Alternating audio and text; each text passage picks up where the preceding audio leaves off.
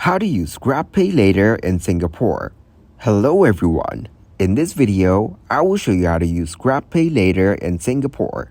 Open up your Grab application on your mobile device. Look for the shopping bag icon and tap on it. Then select Singapore as your location. After that, enter the delivery location where you want your items to be sent. Now, head over to the payment section in the app.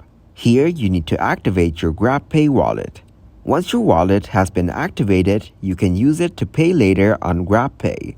You have two options for paying later. The first one is to pay in 4 monthly installments.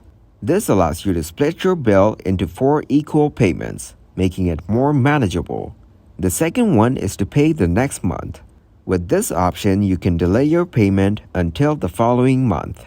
Thank you guys for watching this video. Hope you got some value. Make sure to like the video and subscribe to the channel to get notified for new videos. See you in the next one.